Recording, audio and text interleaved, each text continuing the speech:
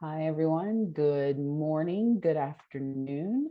Welcome to our first session of June CLC. I'm Cheryl Durst, the Executive Vice President and CEO of IIDA, and I'm really happy to see all of you, well, sort of see all of you here this afternoon for our first session. I'm really excited about our conversation this morning. We've got some members of the International Board who've joined us.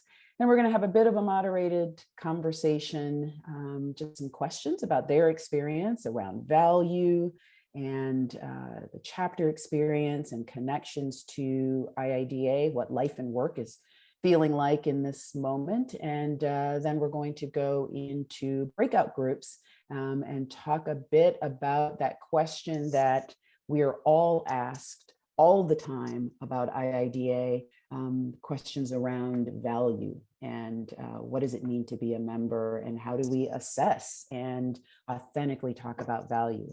So how about we get started? And joining us today, we've got Ronnie Belizaire, who's a corporate real estate manager with Daimler. And congratulations to Ronnie, who just became a new fellow in IIDA. Cheers and congratulations to you, Ronnie. Welcome.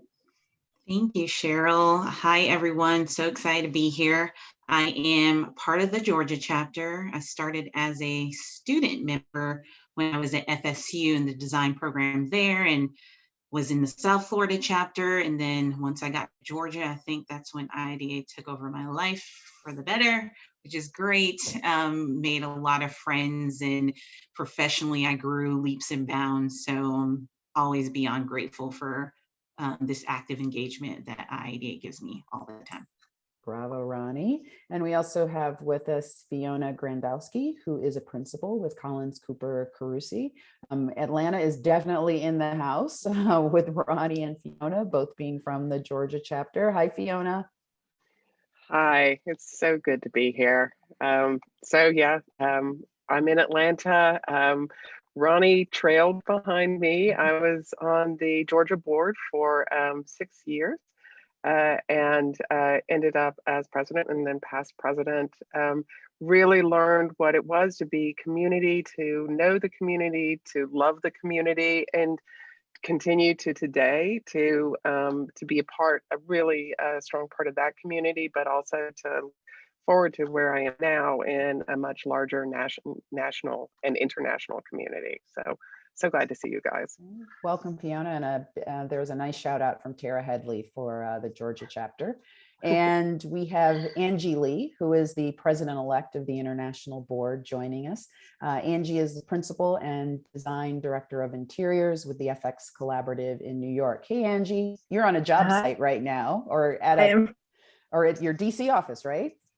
No, we're at a project site. You're at a project site. Okay. And so my team is sitting at the rest of the table and being very politely quiet as I say this. But hi, thank you for having me. I'm pleased to be here. I'm, as Cheryl said, based in New York with FX Collaborative. I focus on the interiors for the firm. And I joined IIDA, I think back in 2010 or 2013. Something like that, but there's been an increasingly kind of engaging kind of energy that's been offered to me from IIDA, starting in the New York chapter, where it helped to infuse, the practice that we have that's heavily architecturally based in New York, and that it's something that's really given me a lot of insight and sort of valuable resources that I've drawn on throughout my career. So I think there's, as we're looking at the future of design and the future of IIDA, I'm excited to be a part of this CLC panel to talk about that further. Perfect. Thank you, Angie. And also congratulations to Angie, who also just became a new fellow in IIDA. So brava to you. And also joining us is Amy Storick, Industry IIDA. Amy is the Chief Revenue Officer for Pivot Interiors. Amy's in the Bay Area, part of the Northern California chapter, but right now she's working remotely in Italy. So you win the award from for the longest distance to be part of CLC. Hey, Amy, how are you? Thanks, Cheryl. It's great to be here with everybody. Yes, it's true. I am calling in from a remote location, but I'm based in the Bay Area, and in my role at Pivot Interiors, excuse me, responsible for sort of all of the revenue generating functions of the business, from design to sales and marketing. My affiliation with IIDA spans now all of California. We have offices throughout, so Southern California as well. And I think that this group has been increasingly important and certainly very supportive during everything that we've gone through over the last year plus. So excited to be here with all of you and talk about how we work together. And Amy represents industry on the international board. It's only been about a dozen years that we have had a board position dedicated for industry members. And Amy's partner in representing industry is George Bandy on the board, who is now with Amazon. Many of you probably knew George, who is also part of the Georgia chapter when he was with Mohawk. But thank you so much, Amy. And we'll talk a little bit about the industry experience, which I know a lot of CLC folks are really interested in discussing with you as well. And last, but certainly not least, we have the president of the International Board, Sasha Wagner. And Sasha is the president and CEO of Huntsman Architectural. And Sasha is in the Bay Area as well. Hey, Sasha. Hi, great to be here. Thanks everyone for having us board members as part of this the CLC. I'm to you from Florida today. I'm actually at my dad's house, but I'm delighted to be part of this. I'm not from the Georgia chapter, but love the Georgia chapter. Fantastic chapter.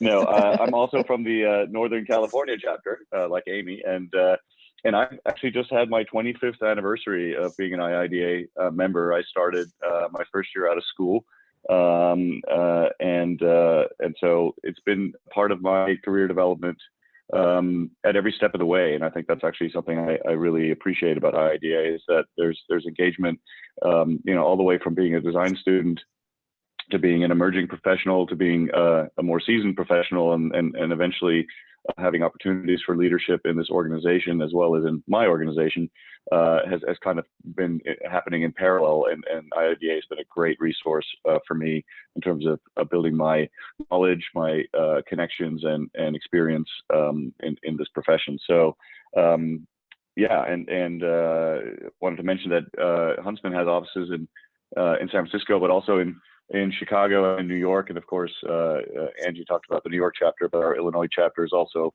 a great one, and our team there is involved. And so, yeah, exciting times right now. I think that for the organization, if you've been paying attention the last year about all the issues we've dealt with as an organization, as an industry, as a profession, and of course, as a society, it's been a tumultuous time, but also I think for design, a time of tremendous opportunity as we're collectively redefining the future of our firm focuses on workplace. And so that's really primarily where we're looking to impact the human experience. And it's been a complete game changer in that we as designers have always invented the future. We've always prioritized the human experience, but now we have a much more captive audience as our clients are really paying attention to issues of wellness, issues of the environment, social justice.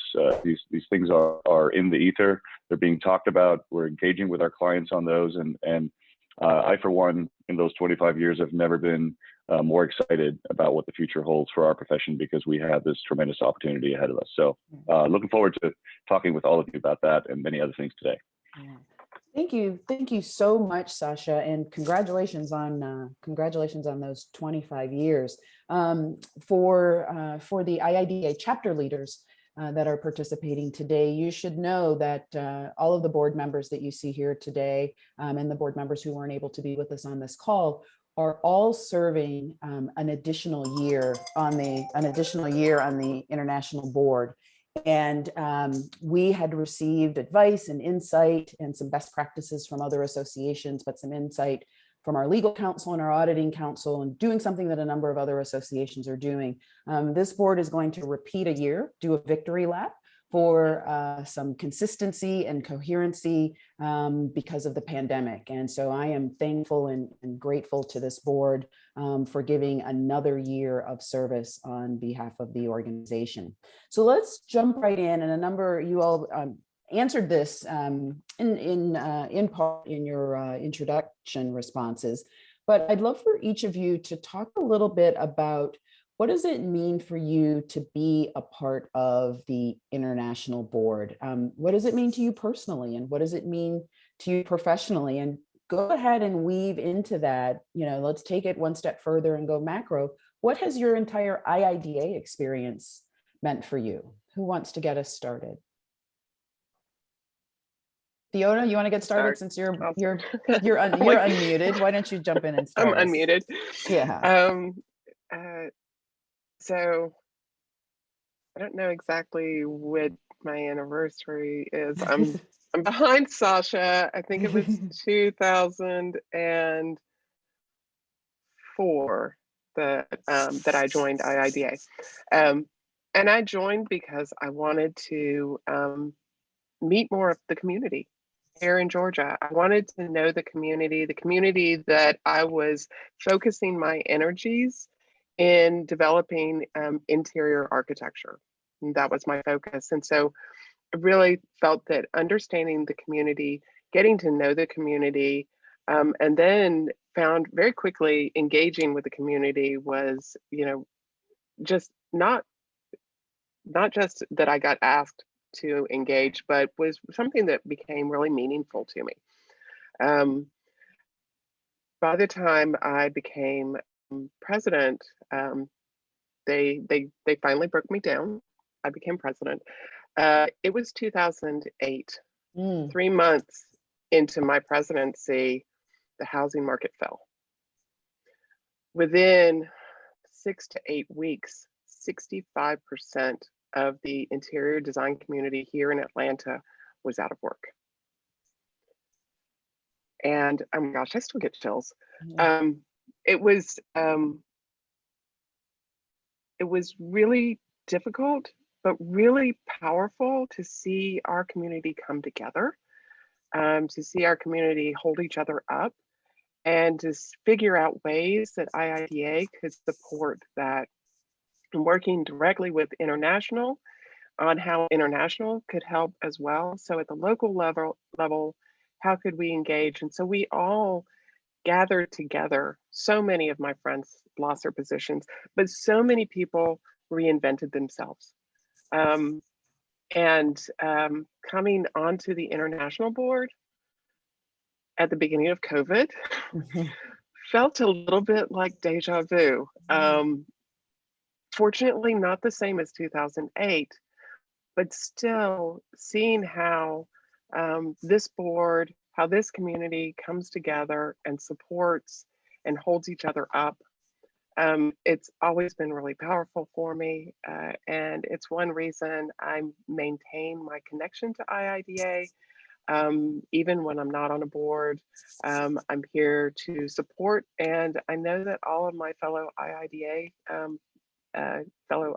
members support me. And so that's been such a great thing through my entire IIDA career, and hopefully will continue as I continue my IIDA career.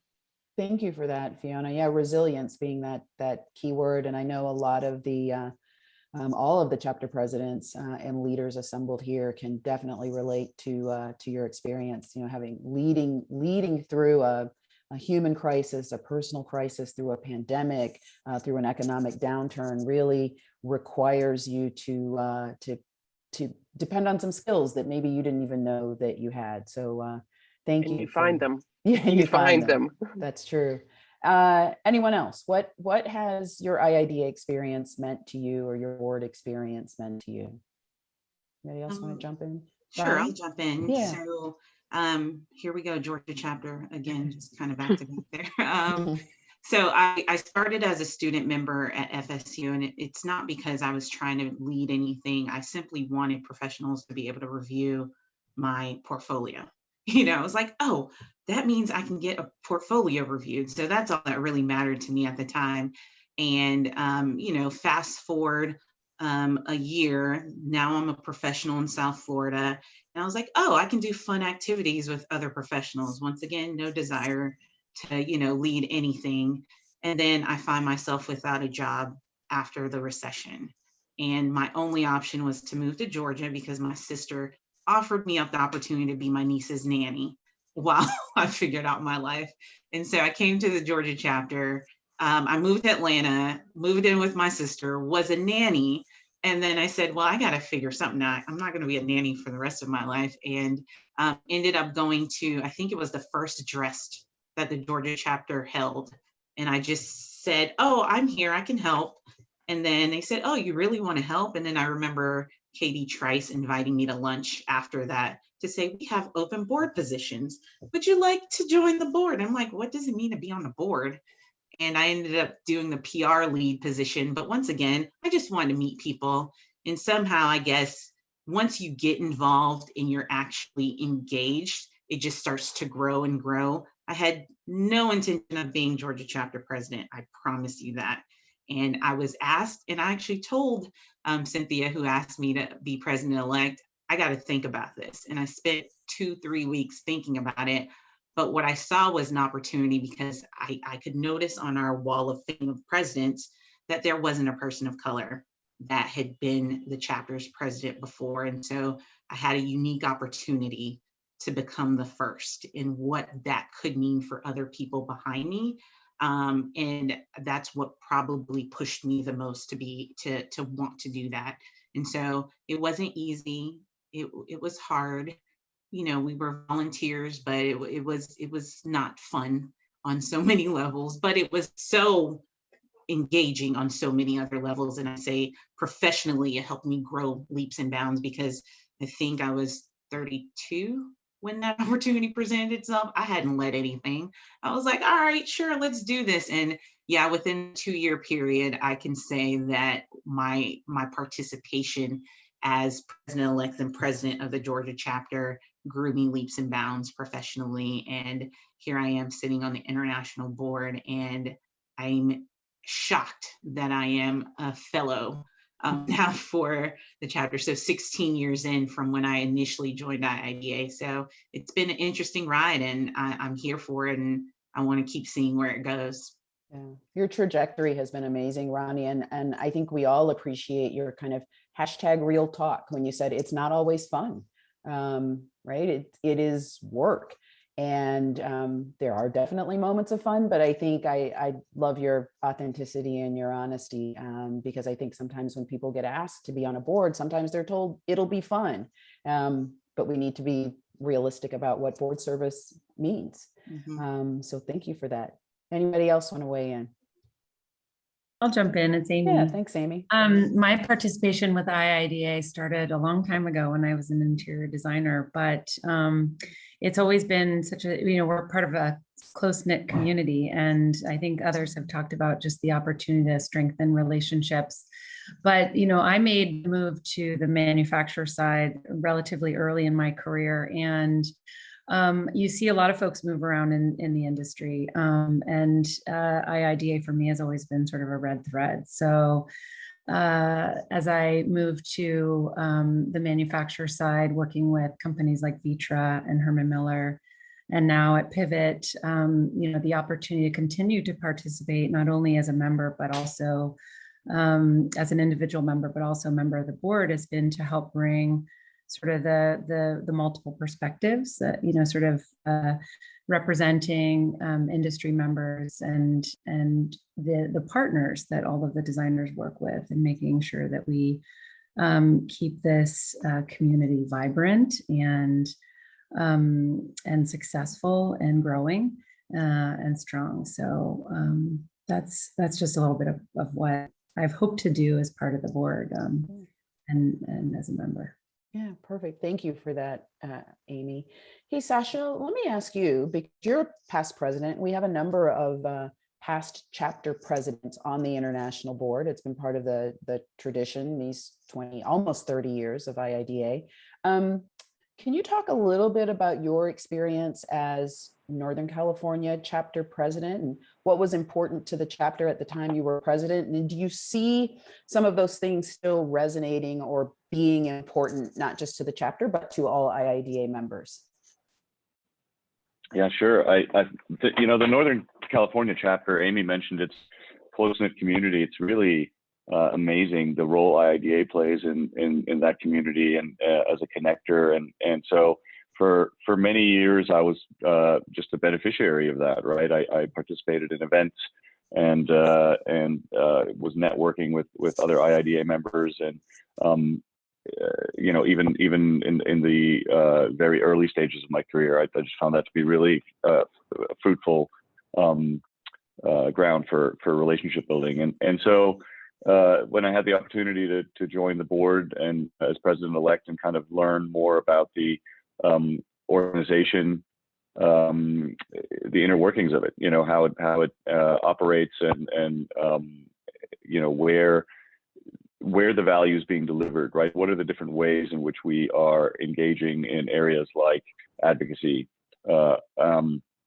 and professional development and of course the great networking that happens at events and so on. So learning how it all works and then being able to translate some of my experience, my professional experience and managerial experience was great, because it was both a give and take. I learned a lot from the IIDA experience that I took back to my firm, and that has been happening since day one. When I joined IIDA and kind of understood about all the things I was learning in IIDA, and then especially at the board level, I took back to my firm. And one of the reasons we continue to support our staff members with IIDA memberships is that, right? It's like it's finishing school. They get to go and participate and lead and understand the inner workings of it. Maybe it's just an event, or maybe it's a bigger part of the organization, or it's something as more complex like advocacy. And then they understand, how to participate at that level, how to lead at that level, and they bring it back to the firm. They become better designers and better leaders. And so I think that's really a great part of it. And then about the areas that the chapter was really, so advocacy was a big piece of it, and big pushes were made in terms of legislation in California at that time. And we spoke at the state capitol and things like that, and that continues. That effort is just something that builds on each each period in time and each legislative effort. It gets stronger and stronger, and so that's one trajectory where we felt had impact at the time that carries forward. And then just the chapter operations was something I focused on. There was a lot of systems in place. We didn't have a chapter administrator. We didn't have consistent accounting systems. We didn't have consistent protocols for how to operate. And so we kind of did a cleanup. And it's great, because even now, many years later, current chapter presidents have reached out to me and said, hey, these systems we put in place during your tenure we're now make it so much easier to have oversight over what we're doing financially and operationally, and so that that's something that's really straightforward and basic, but now having put it in place has added value to the chapter, and now they can focus on delivering member value and not operational aspects of the chapter, right? So simple things like that are helpful. Yeah. Thank you for that. And so much of that, Sasha, is evergreen.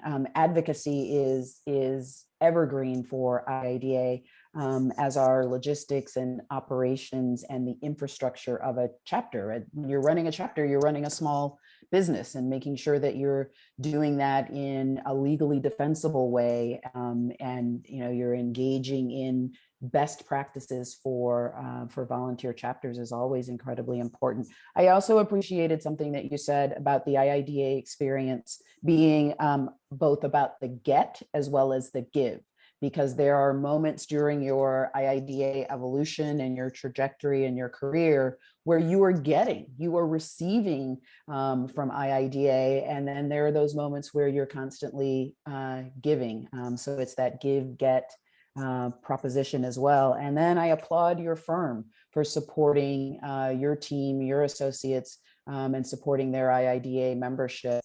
That's a continual conversation. That's all about value. And we continually hear from studio directors and firm leaders across the country that they see the skill set acquired by their staff coming in from IIDA, coming from IIDA. And just because you're not paid for your IIDA volunteer experience doesn't mean you shouldn't capture it on your portfolio and on your resume. That is valid experience, and they're often skills that you can't acquire anyplace else, but they definitely prepare you for leadership in the firm. So thank you for that. And Ronnie, I know you alluded to. I should clarify, Cheryl, that we do have some constraints around that, in that we want people to be active members, right? Yeah. So you need to be on a board, you need to be on a committee, and then we'll pay for your membership. It's not like everybody gets an IIDA membership and only 10% of the people use it, kind of thing. So that's give and take right there. Yeah. No, absolutely. I think that's definitely a best practice with a lot of firms, is that it's not passive, that they do require you to be active in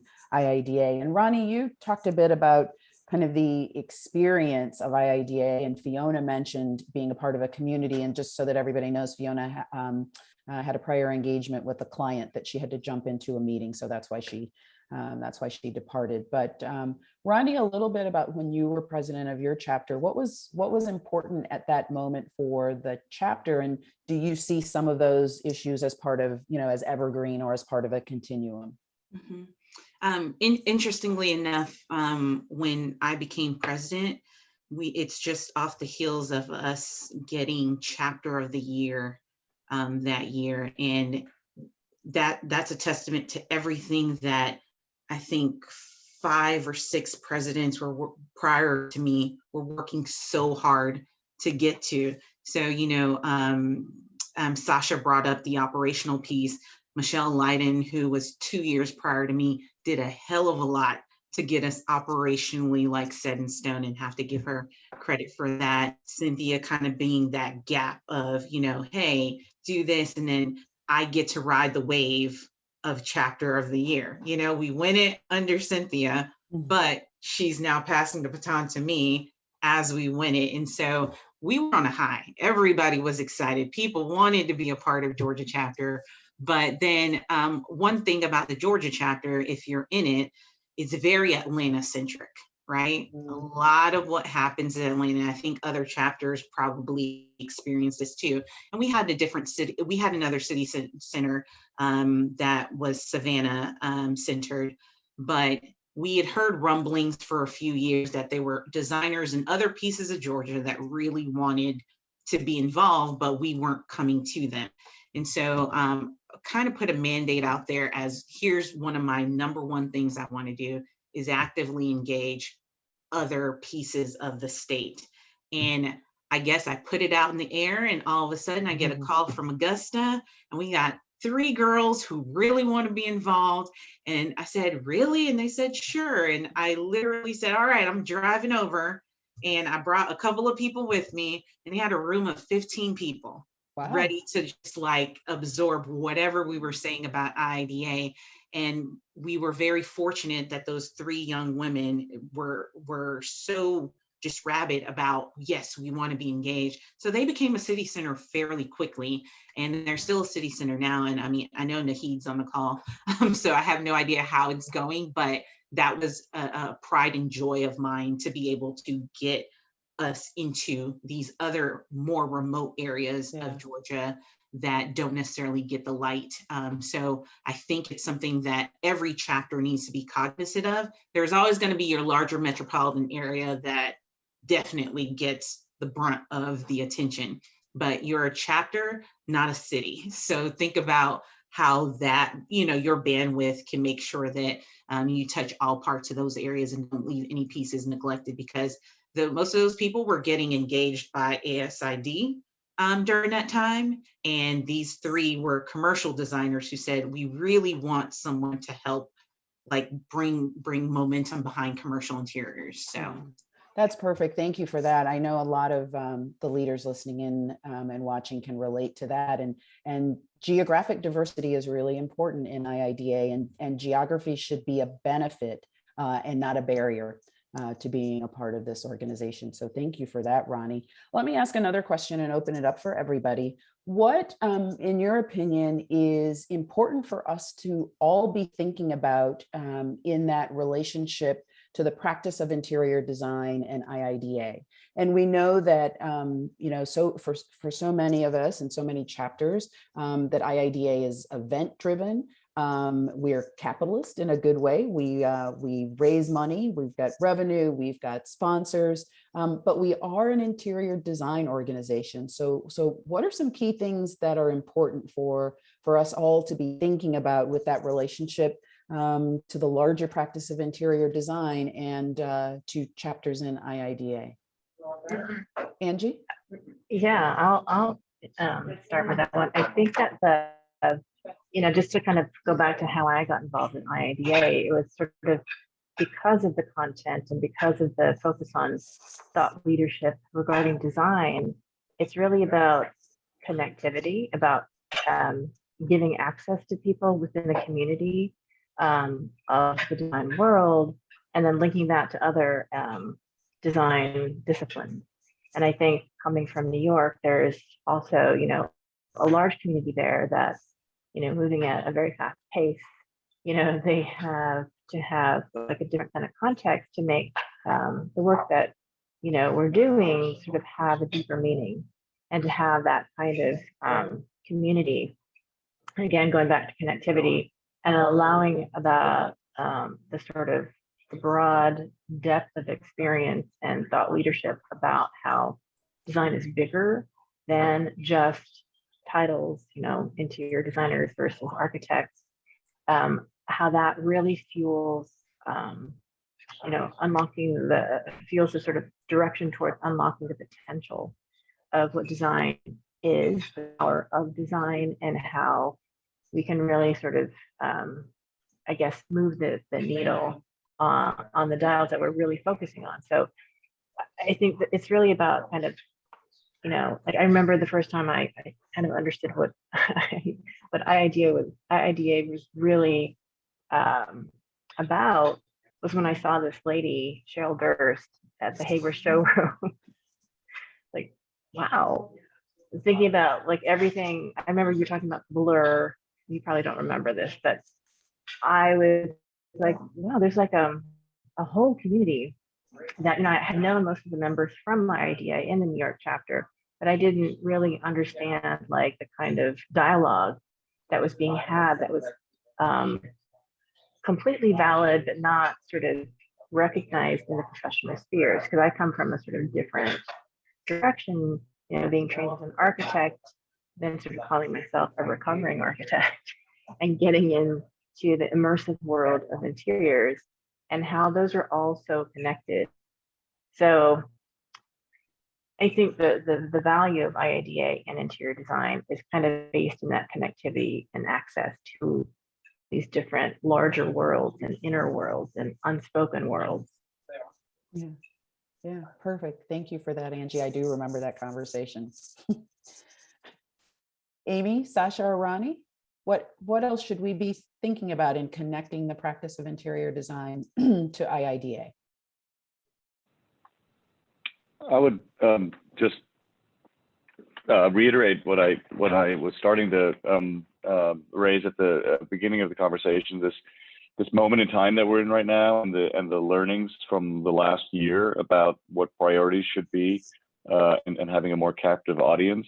When I look at the content IIDA has delivered in the last 12 to 18 months, specifically around all of these issues, around issues of the meaning of place, about issues of mental wellness, the importance of environmental impacts, and the political and social nature of design as agency.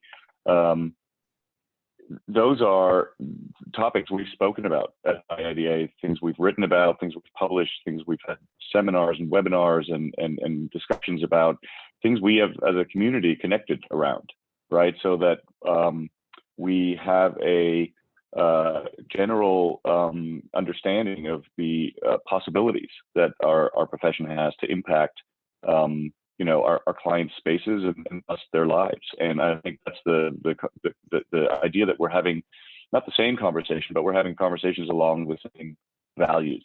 And so I think that's what needs to continue going forward. IIDA has tried to be a voice for its members and to take the great knowledge and expertise and understanding and empathy that our members have and amplify that voice at a national and international level, and create content that we as members then can leverage in our engagements with clients. And I think that is a critical role and something that we will strive to continue going forward. And it's not like there's this think tank at headquarters who cooks up all the ideas and then disseminates it down to the members. It's the reverse, right? This is all coming from active members, and it's their understanding, their expertise, their genius that is creating this great content, and then we disseminate it as an organization, and seeing the gospel of the great impact on the human experience, right? Yeah, so that's exciting.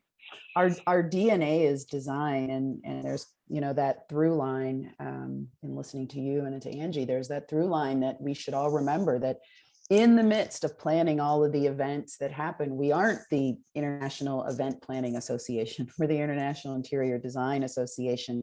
And remember that in all that we do and all that we say and all that we are, that interior design is at the heart of that, and helping others and being really coherent and helping others on the client side, on the public side, on the community side, reinforce and understand the value of interior design.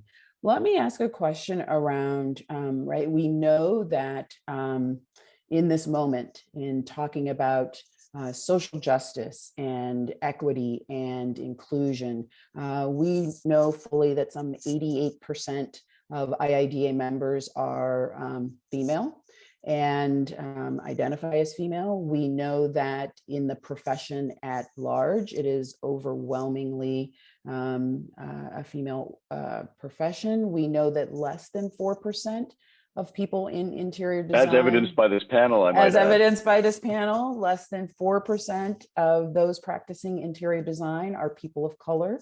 Somewhere around less than 2% in IIDA are people of color. How can we begin to craft a more authentically inclusive and equitable future for this organization, but also for the profession at large? And a number of chapters are already taking steps to do so. There have been a number of programs and great content.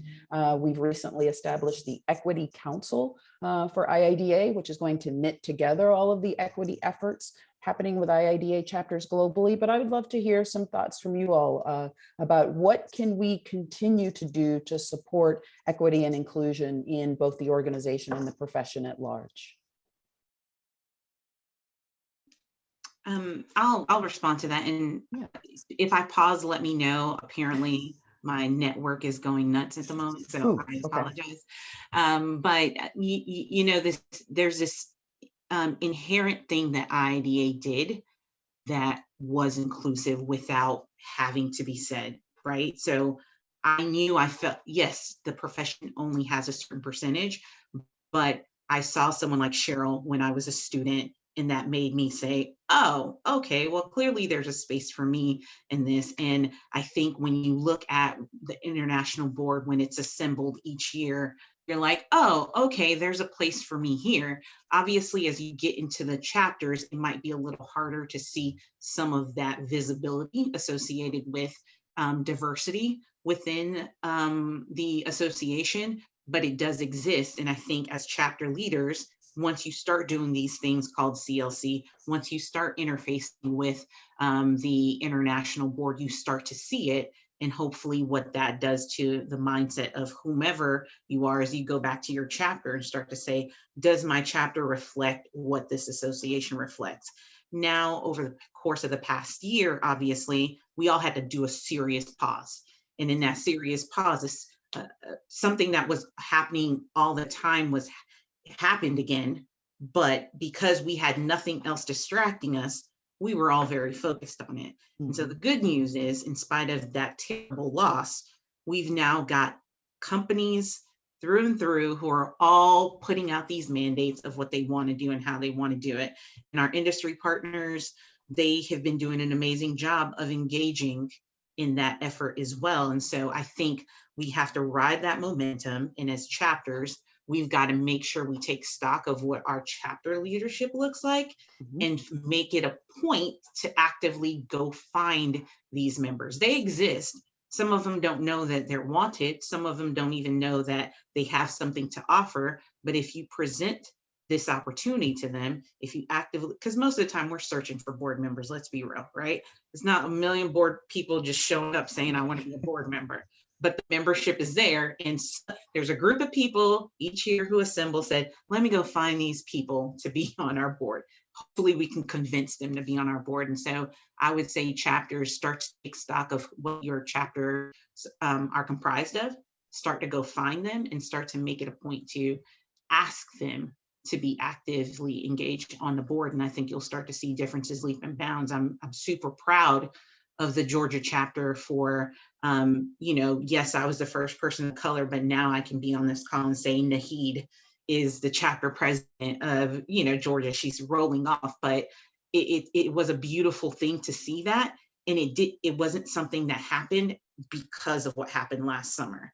It was already happening. Why? Because we were, people started seeing it. And so people wanted it. And then you have someone like a Tara Headley, who literally as a student just took over the freaking chapter. She just hasn't stopped since then, but you see something and you know that you can be it. And so I would just urge every chapter tap into that and make it a point to continuously, look for that diversity within your chapters. Yeah. I think I went off subject, but hey. I'd like to add to that. Yeah, that was awesome, Ronnie. I love that visibility and representation are being taken seriously. And I think we all know that's just the first step.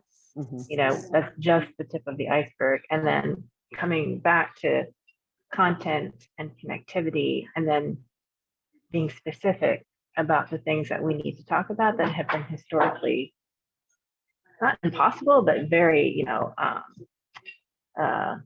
not encouraged. Like these topics that we're now uncovering and analyzing and turning into action plans in terms of how you steer the ship a different way is where we need to get to. And we're on our way. It's an interesting sort of bumpy ride. But I think in order for us to get further is for more of us to join the conversation and figure out like who we're inviting in, who we want to feel like you're wanted as an outsider is something that starts with the visibility. It starts with representation. But once you're in the room, if we don't start getting into that super uncomfortable zone of issues, you're not going to get anywhere.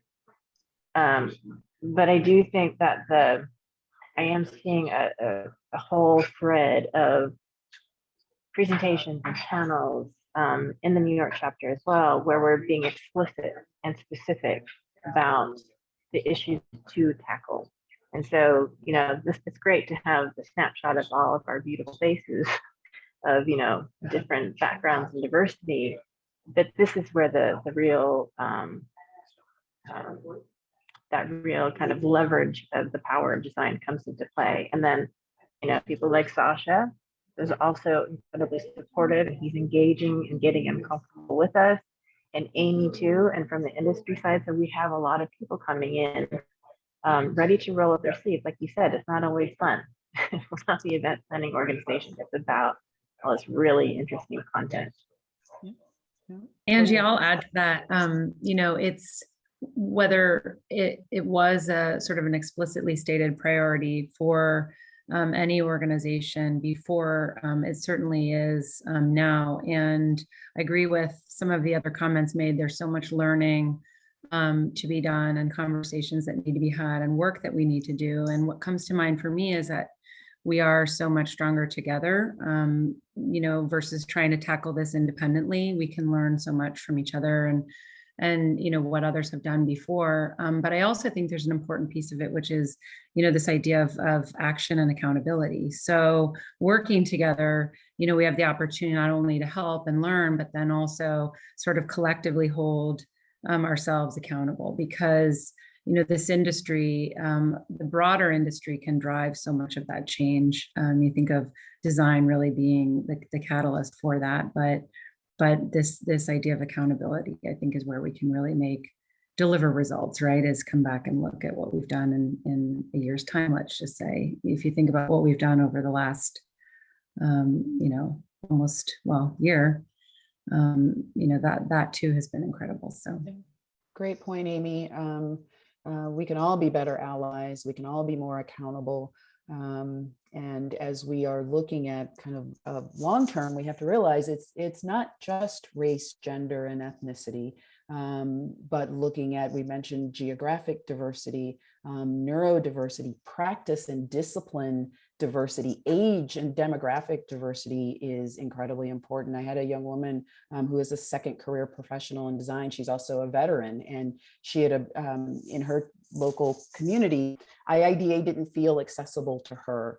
And we often chapters reflect, our average age is between 35 and 37, and she fell outside of that age range. So being intentional about what our board looks like, what our membership looks like, inviting people to join IIDA. Monet, our Director of Member Services, posted a comment: representation does matter, but looking at the entire realm, because as designers, you do consider the entire realm and spectrum of humanity, and we should be cognizant about reflecting that in IIDA. So thank you all for your comments, and thanks to all the chapters who are putting efforts toward being intentional and authentic in changing the association and changing the profession of design. Let me ask Amy, I'm looking at our time. We've got about 5 to 7 minutes before we wrap up. But let me ask you, Amy, about IIDA and our relationship to industry members, and what's important for chapters, for all of us to realize about this connection that we have to industry and the support that comes from industry. Can you talk a little bit about that? Sure, I'd be happy to. I think there's certainly so much support that can come from industry partners. And what comes to mind for me is not just the financial support, but the ability to tap into sort of this broader network of members and volunteers.